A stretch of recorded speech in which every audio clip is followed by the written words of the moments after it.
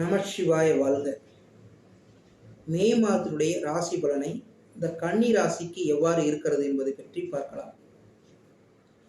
முதலில் நாம் இந்த மே மாதத்தில் கன்னி ராசிக்கு கிரக அடைவுகள் எவ்வாறு இருக்கிறது. கன்னி ராசியிலே கேது பகவான் இடம்பெற்று காணப்படுகிறார். 6ஆம் இடத்திலே சனி பகவான் ஆட்சி பெற்று காணப்படுகிறார். சம சத்மம் சாதமாக பார்க்கக்கூடிய ஸ்தானத்தில் ராசியினுடைய அதிபதி புதன் பகவானும் ராகு பகவானும் செவ்வாய் பகவானும் இடம்பெற்று காணப்படுகிறது. அடுத்ததாக 8ஆம் வீடு என்று சொல்லக்கூடிய வீட்டில் சூரிய பகவான் சுக்கிர பகவான் காணப்படுகிறது. அடுத்ததாக பாக்கியஸ்தானம் என்ற ஸ்தானத்தில் குரு பகவான் இடம்பெற்று காணப்படுகிறது. இந்த மாதத்தில் கிரகத்தினுடைய அடைவுகள் இவ்வாறு இருக்கிறது என்பதை பார்த்தோம். இதில் வலிமை, இதனுடைய கிரகத்தினுடைய வலிமை இந்த மாதத்தில் எவ்வாறு இருக்கிறது. சனி பகவான் ஆட்சி பெற்று காணப்படுகிறார். சூரிய பகவான் உச்சம் பெற்று காணப்படுகிறது. இந்த மாதத்தினுடைய 2 கிரகங்கள் வலிமையாக காணப்படுகிறது. அடுத்ததாக பார்வை வகையில் வருகிறோம். இந்த பார்வை தான் பலன்களை மாற்ற வல்லது. பார்வையின் அடிப்படையில் நன்மையும் தீமையும் ஏற்படுத்தக்கூடிய அமைப்பாக பார்க்கப்படுகிறது. பார்வையின் அடிப்படையில் குரு பகவான் லக்னத்தை, அதாவது ராசியை பார்க்கிறார். கன்னி ராசியை 5ஆம் பார்வையாக பார்க்கிறார். 7ஆம் பார்வையாக விருச்சக வீட்டை பார்க்கிறார். 9ஆம் பார்வையாக ராசிக்கு 5ஆம் வீடாக வரக்கூடிய மகர வீட்டை பார்க்கிறார். குரு பகவானுடைய அதாவது சுபர் என்று அதிசுபர் என்று சொல்லக்கூடிய சுபராக வருகின்ற குரு பகவானுடைய பார்வை பார்த்தார். அடுத்தது மங்களக்காரன் என்று சொல்லக்கூடிய செவ்வாய் பகவானுடைய பார்வை பார்க்கலாம். இந்த செவ்வாய் பகவான் 4ஆம் பார்வையாக ராசிக்கு 10ஆம் வீட்டை 4ஆம் பார்வையாக பார்க்கிறார். 7ஆம் பார்வையாக சம சப்தம பார்வையாக ராசியை கன்னி ராசியை பார்க்கிறார். 8ஆம் பார்வையாக 2ஆம் வீடு, ராசிக்கு 2ஆம் வீடு என்று சொல்லக்கூடிய துலாத்து வீட்டை பார்க்கிறார். அடுத்ததாக சனி பகவானுடைய பார்வை 3ஆம் பார்வையாக ராசிக்கு 8ஆம் வீட்டை பார்க்கிறார். சூரிய பகவான் சுக்கிர பகவான் அங்கு பார்வையின் அடிப்படையில் பார்க்கப்படுகிறது. அடுத்ததாக 7ஆம் பார்வையாக ராசிக்கு 12ஆம் வீட்டையும் 10ஆம் பார்வையாக ராசிக்கு 3ஆம் வீட்டையும் இந்த சனி பகவான் பார்வையின் அடிப்படையில் பார்க்கப்படுகிறது. மற்ற கிரகங்கள் 7ஆம் பார்வையாக அதற்கு பார்வையை செலுத்தும். அடுத்ததாக அதாவது கிரகத்தினுடைய அடைவுகள், வலிமை, பார்வை இவற்றின் அடிப்படையில் பலன்களை பார்க்கலாம்.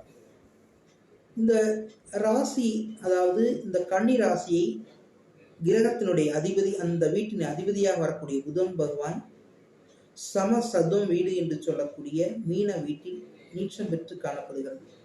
உடன் இருக்கக்கூடிய கிரகமாக வரக்கூடியது செவ்வாய் பகவான். இந்த ராசிக்கு 3க்கு 8 அதிபதிகளாக வருகிறது. அப்புறமேட்டு பின்பு கத்திரி யோகம் என்று சொல்லக்கூடிய யோகத்தின் அடிப்படையில் சனி பகவானுக்கும் சூரியன் சுக்கிரன் பகவானுக்கும் இடையில் காணப்படுகிறது. அந்த ராசியின் அதிபதி என்று சொல்லக்கூடிய அதிபதி அந்த வீட்டிலிருந்து 3ஆம் இடத்தையும், அந்த வீட்டினுடைய இடத்திலிருந்து 11ஆம் இடத்திலும் இந்த ராசியின் அதிபதி காணப்படுகிறார். அந்த வகையில் ஒரு வகையில் நன்மையும் ஒரு வகையில் தீமையும் இருக்கிறது. நன்மை தீமைகள் கலந்து காணப்படுவதுதான் ஜோதிடத்தினுடைய மரபு. சரி, இப்படி எவ்வாறு இருக்கிறது? இந்த கிரகங்கள் நீச்சம் பெற்று காணப்படுவதால் நன்மையும் ஏற்படுத்துகிறது, தீமையும் ஏற்படுத்துகிறது. இந்த புதன் பகவான் அங்கு இருக்கும் பட்சத்தில் அங்கு நீச்சமெல்லாம் நீச்சம் இல்லை என்ற வகையில் இந்த ராசிக்கு அதிபதியாக புதன் பகவானுடைய இந்த ராசிக்காரர்கள் கல்வி நிலையத்தை மாற்றக்கூடிய அமைப்பை ஏற்படுத்தும். இந்த மாணவர்கள் படிக்கக்கூடிய மாணவர்களுடைய கல்வி நிலையை மாற்றுதல் அல்லது இடமாற்றுதல் அல்லது தேர்வு பண்ணக்கூடிய கல்வியின் வகை அல்லது மாநிலங்களை மாற்றுதல் அல்லது நாடுகளை இந்த நாட்டிலிருந்து வேறு நாட்டுடைய சென்று படித்தல் போன்ற வகைகளை ஏற்படுத்தும். மாணவர்களுக்கு இல்லத்து அரசியலுக்கு என்று பார்க்கும் பட்சத்தில் அந்த வீடு காலச்சக்கரத்துக்கு 12ஆம் வீடாக வருவதனால் செலவினத்தை கொடுக்கிறது. எப்படி செலவினம்? 12ஆம் வீடு என்று சொல்லக்கூடிய ஸ்தானம் அங்கு கடற்கரை நீர் சார்ந்த பகுதிகளுக்கு சுற்றுலா செல்லுதல், அது குரு வீடாக வருவதால் குலதெய்வத்தினுடைய அருள் அல்லது இஷ்ட தெய்வத்தினுடைய அருளை பெறுவதற்காக இந்த ராசிக்காரர்கள் செல்லக்கூடிய அமைப்பை ஏற்படுத்தும். அந்த வகையில் நன்மை. அடுத்தது ஒவ்வொரு வீடுகளுடைய தன்மை பார்க்கலாம். 2ஆம் வீடு என்று சொல்லக்கூடிய வீடு துலாம் வீடாக வருகிறது. அந்த வீட்டின் அதிபதி ராசிக்கு 8ஆம் இடத்தில் இருந்து 7ஆம் பார்வையாக உடன் இருக்கக்கூடிய சூரிய பகவானுடைய கலந்து பார்வையை செலுத்துகிறது. இந்த பார்வையின் அடிப்படையில் நன்மை ஏற்படுத்துகிறது. சுக்கிரன் பகவான் அடிப்படையில் வருமானத்தை கொடுக்கிறது. இங்கு ராசிக்காரருக்கு இந்த கன்னி ராசிக்கு வருமானத்தை கொடுக்கிறது. உடன் இருக்கக்கூடிய கிரகம் சூரிய பகவான் உச்சம் பெற்று காணப்படுவதனால் அது ராசிக்கு 12ஆம் வீட்டு அதிபதியாக வருவதால் செலவினத்தையும் கொண்டு வருகிறது. அங்கு வருமானத்தையும் கொடுக்கிறது, செலவினத்தையும் கொடுக்கிறது. அந்த வகையில் இந்த மாதத்தினுடைய அடிப்படையில் வரவு செலவின் அடிப்படையில் இவ்வாறாக இருக்கிறது. அடுத்ததாக 3ஆம் வீடு என்று சொல்லக்கூடிய வீடு விருச்சக வீடு. வீட்டின் அதிபதி செவ்வாய் குரு வீட்டிலே அமர்ந்து ராகு புதன் உடைய சேர்க்கை பெறுவது, அங்க ராசியின் அதிபதியுடைய சேர்க்கை பெறுவதும் சிறிதூர பயணங்களை ஏற்படுத்தக்கூடிய அமைப்பு ஏற்படுத்துகிறது. சகோதரர் வகையில் செலவினத்தை ஏற்படுத்தும். சிறு சிறு சஞ்சலங்கள் வந்து செல்லும். ஏனென்றால் அங்கு பாதக வீடு அந்த ராசிக்கு 12ஆம் வீடாக வருவதனால் வந்தாலும் சேர்க்கக்கூடிய சிறு சிறு பிரச்சனைகள் ஏற்படுத்தும். சிறிதூர பயணங்களை ஏற்படுத்தும். அங்கு குரு பார்வையின் அடிப்படையில் அங்கு காரியத்தை வெற்றியடைய செய்யும். ஏனென்றால் 3ஆம் வீடு என்பது வீரியஸ்தானமாகவும் காரிய அனுகூலமாகவும் பார்க்கப்படுகின்ற வகையில் அந்த வகையில் நன்மையை ஏற்படுத்துகிறது. 4ஆம் வீடு என்று சொல்லக்கூடிய வீடு தனுஷ் வீடு. இந்த வீட்டின் அதிபதி குரு பகவான் அந்த வீட்டில் இந்த 6ஆம் வீட்டிலே நிலை பெற்று காணப்படுவது குரு சுக்கிரன் வீடாக சுபர் வீடாக வரும் பட்சத்தில் செலவினத்தை கொடுக்கிறது. இந்த வீட்டு செலவினத்தை கொடுக்கிறது. அங்கே முதலீடு என்று சொல்லக்கூடிய ஸ்தானம், விதைஸ்தானம் என்று சொல்லக்கூடிய ஸ்தானம், மாத்திருஸ்தானம் என்று சொல்லக்கூடிய ஸ்தானம், சுகஸ்தானம் என்று சொல்லக்கூடிய ஸ்தானம் எல்லாம் சற்று பாதகமாகத்தான் காணப்படுகிறது. ஏனென்றால் அந்த வீட்டின் அதிபதி அங்கு 6ஆம் வீட்டிலே செல்வதனால் முதலீடு என்ற வகையில் கடனை ஏற்படுத்தி முதலீடு ஏற்படுத்த வகை ஒரு வகையில் நன்மை. அது மாத்ரு என்று சொல்லக்கூடிய அதாவது தாய் என்று சொல்லக்கூடிய அவர்களுக்கு 6ஆம் வீடு வருவதனால் உடலினுடைய நிலை மாறுபடும், துன்ப நிலை ஏற்படுத்தும், மருத்துவமனை செல்லக்கூடிய அமைப்பை ஏற்படுத்தும். சற்று கவனமாக இருக்கக்கூடிய அமைப்பு மாத்ருகளுக்கு ஏற்படுகின்றன. 4ஆம் வீடு வித்தைஸ்தானமாக பார்க்கப்படுகிறது. அந்த வித்தைஸ்தானத்தின் அடிப்படையில் மாணவர்களுக்கு வித்தையின் அதாவது கல்வியின் அடிப்படையில் மாறுதலையும் கூடுதலான செலவினத்தை ஏற்படுத்தக்கூடிய அமைப்பாக பார்க்கப்படுகிறது. கல்வியின் அடிப்படையில் பெற்றோர்கள் கடனை வாங்கக்கூடிய நிலையை ஏற்படுத்தினாலும் நன்மையாகவே முடியக்கூடிய அமைப்பு அங்கே வருகிறது. ஆகவே நீங்கள் கடன் பெற்றாலும் நன்மையில்தான் முடிவடைகிறது. ஆகவே கடன் வாங்கி படிக்கக்கூடிய அமைப்பையும் ஏற்படுத்திக் கொள்ளலாம். அடுத்து 5ஆம் வீடு என்று சொல்லக்கூடிய வீடு மகர வீடாக வருகின்றது. அந்த மகர வீட்டை குரு பகவான் 9ஆம் பார்வையாக பார்க்கிறார். அந்த வீட்டின் அதிபதி சனி பகவான் ஆட்சி பெற்று காணப்படுகிறார். அந்த வீட்டுக்கு அந்த இருக்கக்கூடிய சனி பகவான் 5ஆம் வீடாக வருவதனாலும் குலதெய்வ அருளை பெறுவதற்காக செல்லக்கூடிய அமைப்பாக பார்க்கப்படுகிறது. சிந்தனை ஸ்தானமாக பார்க்கப்படுகிறது. குழந்தையின் அடிப்படையில் செலவினத்தை ஏற்படுத்துகிறது. இந்த மாதத்தில் 6ஆம் வீடு என்று சொல்லக்கூடிய ஸ்தானம் கடன் வம்பு வழக்கு என்று சொல்லக்கூடிய ஸ்தானமாக பார்க்கப்பட்டாலும் அங்க இருக்கக்கூடிய ஸ்தானம் அங்கு வெற்றி ஸ்தானமாகவும் பார்க்கப்படுகிறது. ஆகையிலே கடன் வம்பு வழக்குகளை வந்தாலும் கூட வெற்றியின் அடிப்படையில் நிர்மாணிக்கக்கூடிய தன்மை இந்த ராசிக்கு இந்த மாதத்தில் இருக்கிறது என்பதை தான் எடுத்து காட்டுகிறது. அந்த வகையிலே உங்களுக்கு ஒரு வகையான நன்மையும் காலமாக பார்க்கப்படுகிறது. 7ஆம் வீடு என்று சொல்லக்கூடிய ஸ்தானம் சமசதும் ஸ்தானமாக பார்க்கப்படுகின்றது.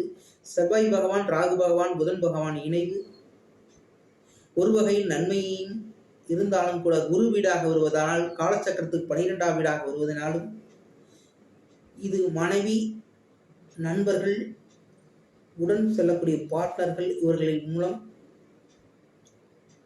செலவினத்தை பெறுவார்கள். யாருக்கு? இந்த ராசிக்காரர்கள். இந்த ராசிக்காரர்கள் நீச்சம் பெற்று காணப்படுவதால் கடனை ஏற்படுத்தக்கூடிய அமைப்பு ஏற்படுத்துகிறது.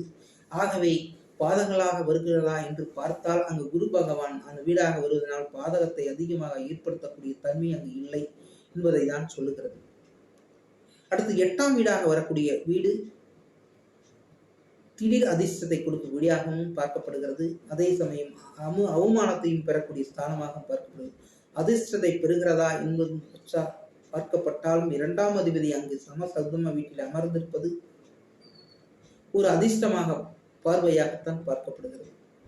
அது கூட இணைவு இந்த கிரகம் உச்சம் பெற்று காணப்படுவது சனி பார்வையின் அடிப்படையில் கடனை ஏற்படுத்தி செலவை ஏற்படுத்துகின்ற காலமாக பார்க்கப்பட்டாலும் அந்த வகையில் நன்மையைத்தான் கொடுக்கிறது என்பதை இந்த கடனையும் ஏற்படுத்துகின்ற அமைப்பு ராசிக்காரருக்கு நன்மையை தான் கொடுக்கிறது.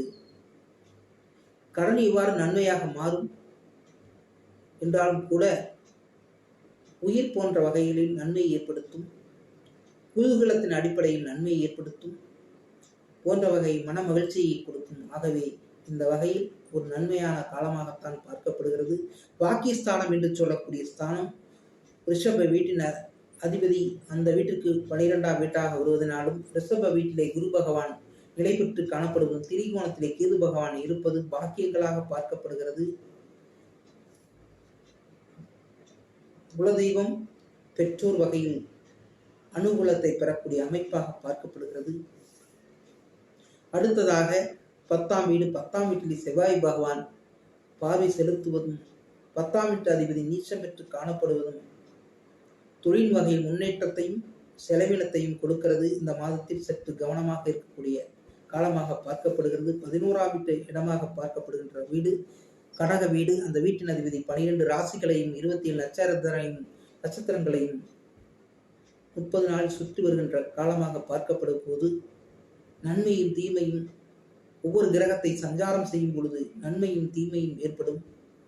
அந்த வகையில் மிகுதியாக நன்மை இருக்கிறதா தீமை இருக்கிறதா என்ற சீர்தூக்கி பார்த்து கொண்டு அந்த வகையில் செயல்படுத்துகின்ற அமைப்பாக பார்க்கப்பட வேண்டும். இந்த மாதத்தில் செலவினமான காலத்தின் அமைப்பு பெற்றாலும் கூட மிக தீமையான காலமாக பார்க்கப்படுவதில்லை.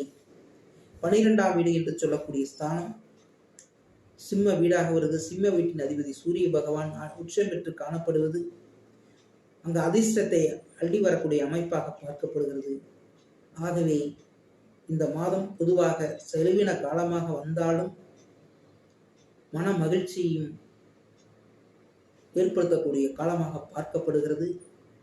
முதலீடை பெறக்கூடிய கடனாக வந்து முதலீடை பெறக்கூடிய காலமாக பார்க்கப்படுகிறது. ஆகவே பொதுவாக நன்மையும் தீமையும் கலந்து காணப்படுகிறது. இந்த ராசிக்காரர்கள் இந்த மாதத்தில் மிகவும் சற்று தொய்வான காலமாக பார்க்கப்படுகிறது. ஆகவே நமச்சிவாய வாழ்க. அஸ்ட்ரோ குரல் டிவி சப்ஸ்கிரைப் செய்யாதவர்கள் சப்ஸ்கிரைப் செய்து கொள்ளுங்கள். இதை நண்பர்களுக்கும் உறவினர்களுக்கும் தெரியப்படுத்துங்கள். அதன் மூலம் எனக்கு மேலும் வீடியோக்களை காணொலியை போடுவதற்கு ஒரு உதவிகரமாக இருக்கும் என்பதை தெரிவித்துக் கொண்டு இந்த உரையை முடித்துக் கொள்கிறேன். இந்த ராசி பலனை முடித்துக் கொள்கிறேன். நமச்சிவாய வாழ்க.